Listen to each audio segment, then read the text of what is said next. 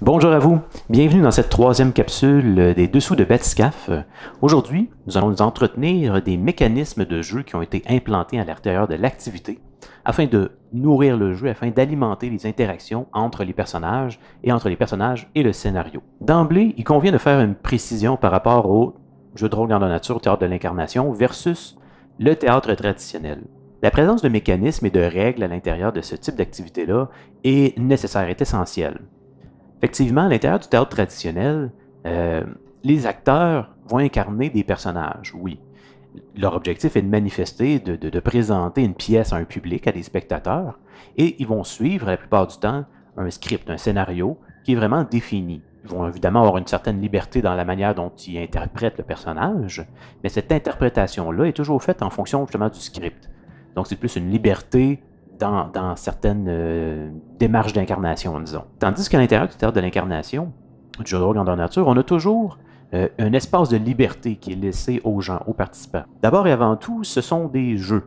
Donc, et comme tout jeu, il faut une liberté. Un jeu dans lequel il n'y a pas de liberté d'agir, de prendre des décisions, un minimum de décisions, est assez difficilement un jeu, disons. Étant donné la présence de cette liberté-là, de cet espace de liberté-là pour créer le jeu, pour créer des personnages, eh bien, il faut aussi des balises. Si on ne fait que dire aux gens, allez-y, faites ce que vous désirez, eh bien, à ce moment-là, on n'a pas vraiment de jeu, la liberté devient étouffante, elle devient, c'est un peu comme si on se noyait à l'intérieur, on ne sait plus trop quoi faire. Il faut des mécanismes qui viennent structurer, donner des perches aux gens, afin qu'ils sachent comment s'emparer du scénario, comment s'emparer de l'histoire, comment interagir entre eux, à l'intérieur du scénario, à l'intérieur des événements, pour créer du jeu, justement, pour profiter au maximum du jeu. Les mécanismes sont donc nécessaires pour articuler, encadrer le jeu lui-même. Évidemment, les règles peuvent être plus ou moins nombreuses, plus ou moins complexes, tout comme les mécanismes eux-mêmes.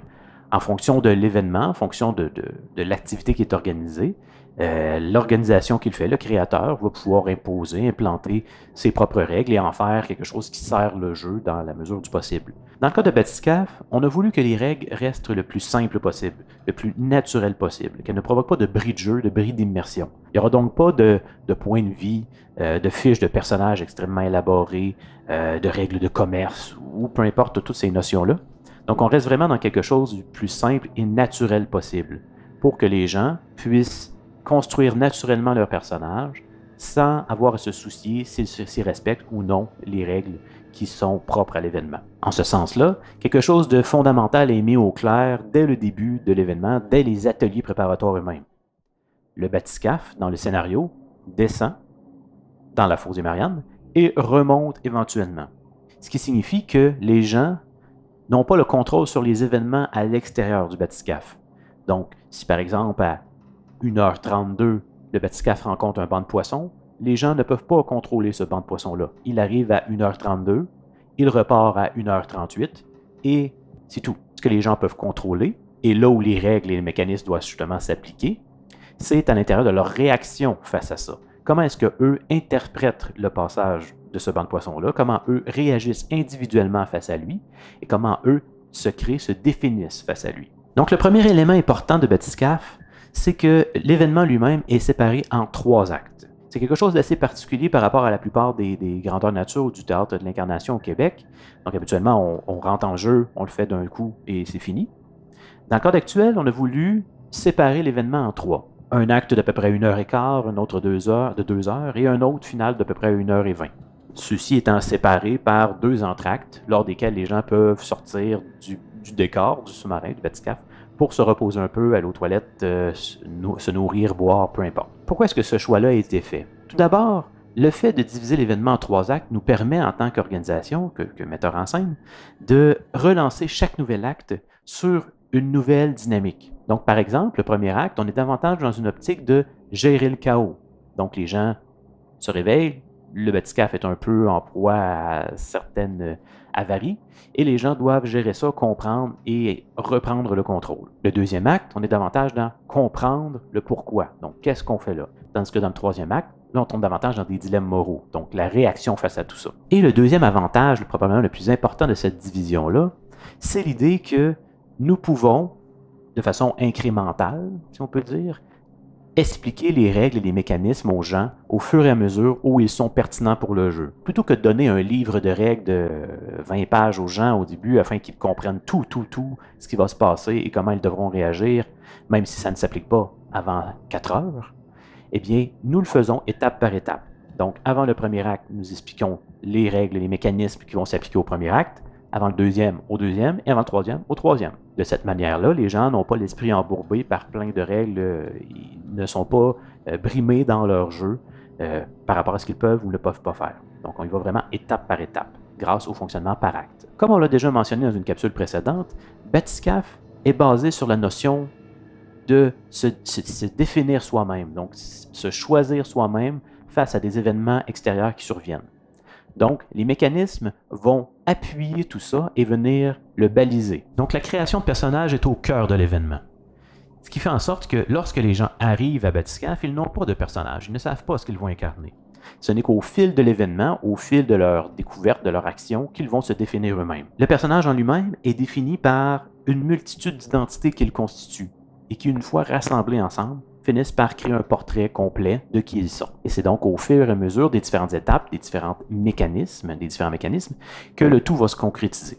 Par exemple, avant de débuter le jeu lui-même, on tient des ateliers purement hors jeu, donc entre les participants et participantes, pour un peu briser la glace, pratiquer au jeu de rôle et ainsi de suite. Une des premières étapes que les gens vont faire, c'est choisir un prénom au hasard. En choisissant un prénom, déjà, ils viennent de se donner un peu une étiquette qui va les définir pour le reste de l'événement. Donc, le prénom est identifié sur, justement, un petit badge comme ceci, et va les suivre tout au long de l'événement afin de pouvoir être interpellés. Une fois que le prénom est choisi, les gens vont pouvoir choisir un trait de personnalité fondateur. Ce trait de personnalité-là est souvent très simple et très unidimensionnel. Donc, par exemple, ce sera curieux, ou intransigeant, ou cynique. Bon, juste un point de départ qui va leur permettre de s'en aller plus loin, de construire dessus pour la suite, ou encore de l'interpréter, de le réinterpréter différemment en fonction des événements qui vont survenir. Souvent, on va conseiller aux gens de choisir un trait de départ qui s'éloigne minimalement de leur personnalité à eux.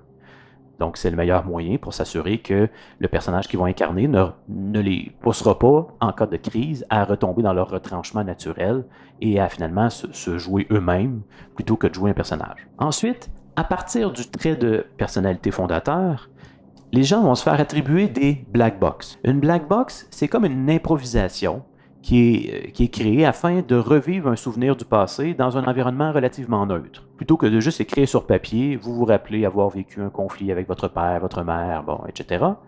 Eh bien, on va avoir un animateur, un acteur, qui va accueillir le participant ou la participante à l'intérieur d'une black box et va vivre cette mémoire-là, va lui-même lui imposer cette mémoire-là pour voir ses réactions face à cette confrontation-là. Les black box sont de divers types et varient toutes en fonction justement du trait de personnalité de base qui a été pris. Par exemple, certaines black box vont mettre en scène le personnage dans un rôle d'orphelin ou un autre dans un rôle de voleur.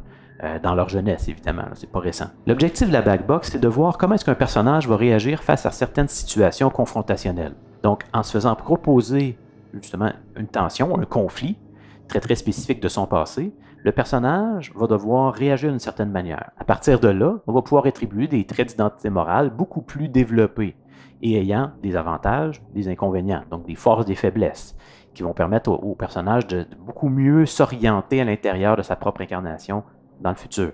Donc des traits comme par exemple héros ou loyaliste ou rebelle, créateur ou même libertin. Les ateliers permettent vraiment d'établir le ciment de base, les fondations du personnage à incarner. Mais encore là, avant de commencer le jeu, les gens ignorent tout de qui ils sont réellement, concrètement. Ils n'ont qu'un prénom et qu'une vague impression morale de qui ils sont. Le dernier élément qu'on va attribuer aux gens, la dernière mécanique qu'on va attribuer aux gens avant d'entrer à l'intérieur du jeu, de commencer, c'est une position de départ et un état de départ. La position de départ, ça va être le lieu où ils se réveillent à l'intérieur du bathyscaphe. Tout le monde commence l'événement inconscient. Le bathyscaphe vient de subir un shutdown, donc une fermeture de force, et les gens se réveillent de l'inconscience sans trop savoir où ils sont. Donc, on va les répartir à divers lieux à l'intérieur du bathyscaphe et on va leur attribuer un état de départ. Parfois, ça va être normal, donc sans contre-coup de leur inconscience, mais d'autres vont se réveiller blessés, d'autres vont se réveiller assommés, vont se réveiller en manque d'oxygène, étourdis, euphoriques. Il y en a même qui vont peut-être se réveiller menottés, ligotés en quelque part. Et donc, cette position de départ-là n'est pas encadrée par le scénario lui-même. Ça va être aux gens d'expliquer par eux-mêmes, de créer à l'intérieur du jeu pourquoi est-ce qu'ils ont commencé dans cette situation-là avant le début du jeu. Si quelqu'un commence dans le laboratoire assommé, eh bien, ça veut dire que quelqu'un ou quelque chose les a assommés là. Mais nous, en tant qu'organisation, on ne définit pas c'est quoi cette chose qui les a assommés là. Alors, ce sera à eux, en fonction de leur interaction avec les gens, de créer le jeu, telles des propositions d'improvisation, pour expliquer et rendre cohérente cette situation-là de départ. Par la suite, à l'acte 1, les gens vont être rapidement poussés à se définir une identité professionnelle. L'identité professionnelle, c'est le poste que leur personnage occupe à l'intérieur du bathyscaphe. Électricien, navigateur, responsable aux communications, ingénieur, etc., etc. Les gens peuvent faire le tour du sous-marin, du bathyscaphe, des décors, trouver l'entièreté des postes disponibles et en sélectionner un. Dans un événement, Adam, par exemple, pourrait très bien être un électricien, tandis que dans un autre événement, Adam sera le plongeur ou encore le navigateur. Chaque profession dispose d'indications qui lui sont propres pour interpréter ce qui se passe à l'extérieur du bathyscaphe ou encore gérer ce qui se passe à l'intérieur. Donc, un électricien, on se doute, par exemple, pourra gérer le flux d'énergie, le flux d'électricité à l'intérieur du vaisseau. D'autres postes, quant à eux, seront davantage axés sur le jeu de rôle lui-même. Donc, on est moins dans la gestion du sous-marin, du bathyscaphe, mais davantage dans la construction de l'histoire elle-même, dans la compréhension de l'histoire elle-même. Donc, un individu plus administratif ou même un militaire pourra davantage être dans la confrontation ou dans l'organisation de l'équipage plutôt que dans la gestion vraiment très, très concrète de certains postes de commande. Finalement, au deuxième acte, on va pousser les gens à s'approprier une identité sociale, qu'on va dire. L'identité sociale, c'est le pays d'origine du personnage, ou encore des anecdotes passées qui vont venir vraiment consolider, cristalliser qui il est et comment est-ce qu'il va réagir aux autres. Par exemple, ça pourrait être un personnage qui s'appelle Poitiers, qui vient de France et qui est né dans une famille aristocrate qui a payé ses études. Admettons, le choix de cette identité sociale-là est réalisé grâce à des mementos disposés à l'intérieur du bathyscaphe. Les gens ignorent en réalité la signification réelle du memento qu'ils vont choisir, mais tout comme c'est le cas pour les professions, ils vont en choisir un et par la suite vivre avec sa signification profonde qu'ils vont découvrir après le choix. Au terme de tout ça, ça nous amène dans une situation où le personnage, à la fin de l'acte 2, va avoir un prénom, un nom de famille, une origine nationale, un passé cristallisé, une identité morale plus développée, un trait de personnalité de base fondateur et un poste dans le vaisseau. On se retrouve avec un personnage assez complet. Évidemment, ces diverses identités-là ne seront pas toujours faciles à concilier. Si quelqu'un commence, par exemple, empathique, se retrouve libertin et finit en tant que Norvégien au tempérament, disons, alcoolique, eh bien, il va falloir qu'il réussisse à concilier le tout de manière le plus efficace possible. Et c'est là que l'imagination des participants et des participantes entre en jeu. Ces mécanismes-là sont au cœur de l'événement lui-même. Étant donné que l'événement est basé sur l'identité, la création de l'identité des personnages, eh bien, les mécanismes sont aussi basés là-dessus et se font le plus naturellement possible tout au long de l'événement. Donc, Bathyscaphe est l'exemple parfait, du moins de mon point de vue un peu biaisé d'organisateur, de jeu où les règles et les mécanismes viennent nourrir, alimenter l'histoire, plutôt que d'avoir une histoire qui tente de s'adapter aux mécanismes qui viennent gérer la liberté. Eh bien, on a pensé le tout afin que les balises servent de tremplin au jeu des participants et viennent créer une histoire la plus complète et cohérente possible.